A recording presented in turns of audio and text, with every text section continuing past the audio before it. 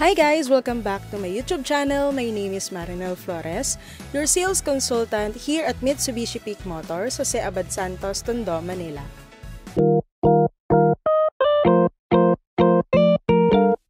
This is the Expander Cross Monotone Automatic 2025. Unahin natin ang itsura.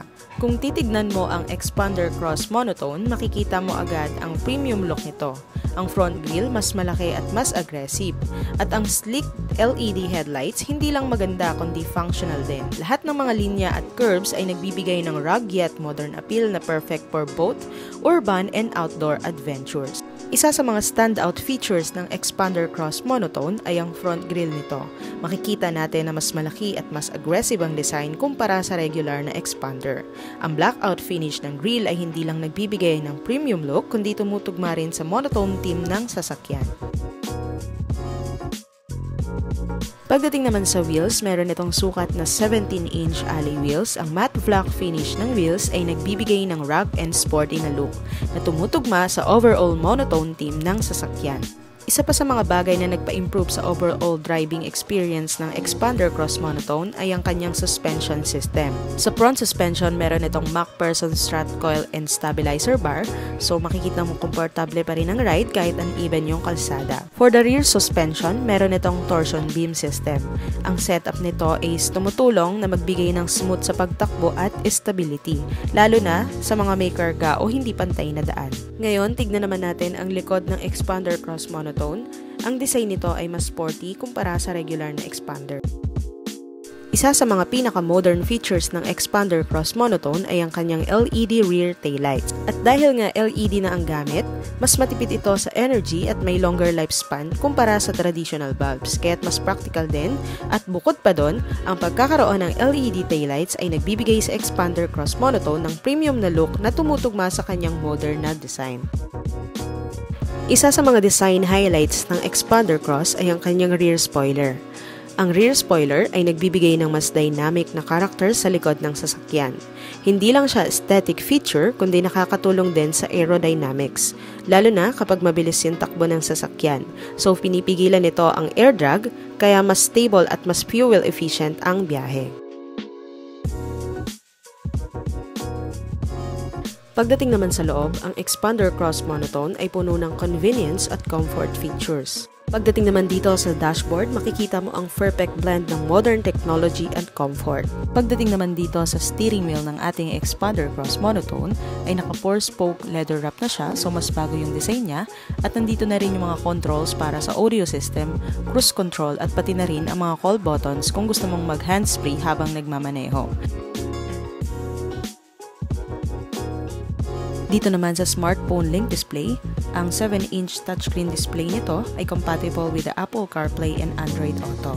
Sa laki ng screen, hindi lang visual na maganda, kundi mas madali mo ring makikita ang iyong mga apps tulad ng navigation, music at messages.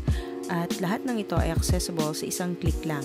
And for the transmission, syempre naka-automatic na rin siya at meron din siyang overdrive off button. Syempre meron na rin itong electronic parking brake with auto hold. Ang benefits nito is convenient and lessen foot fatigue. Ngayon naman, tignan natin ang passenger seat.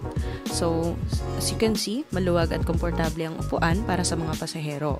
Ang magandang bagay dito, hindi lang yung front seats, pati na rin yung materials na gamit at mataas na quality. Kaya feeling premium ang bawat upo ng pasahero dito sa ating Expander Cross Monotone. Kung malayo ang biyahe, hindi magiging problema ang legroom sa passenger seat na to. Napakaluwag kaya't kahit mahahabang biyahe, hindi ka mahihirapan. Maganda rin ang seat cushioning kaya komportable kahit sa mga rough roads. Isa pang magandang feature ay ang kanyang seat adjustability. Ang passenger seat dito ay may manual adjustment para sa height and backrest angle. So kung titignan mo naman ang texture ng upuan, makikita mo na hindi lang ito basta ordinary fabric. Malambot at magaan siya. Kaya kahit matagal kang nakaupo, hindi ka magsasawa o makakaranas ng discomfort. And for the seat material nitong ating Expander Cross Monotone ay naka-navy synthetic leather seats with heat guard na siya to reduce the heat on the seats, especially during the hot weather conditions for driver and passenger comfort. One of the important features ng ating Expander Cross Monotone ang kanyang safety features. Siyempre, meron itong anti-lock braking system at electronic brake force distribution na makakatulong ito para magbigay ng maximum control lalo na sa mga biglaang pagpipreno o slippery na kalsada. Of course, meron din itong dual SRS airbag, Mitsubishi Active Stability Control, Active Yaw Control, Hill Start Assist, Brake Assist, and also the reverse camera. Worth it nga ba bilhin itong Expander Cross Monotone?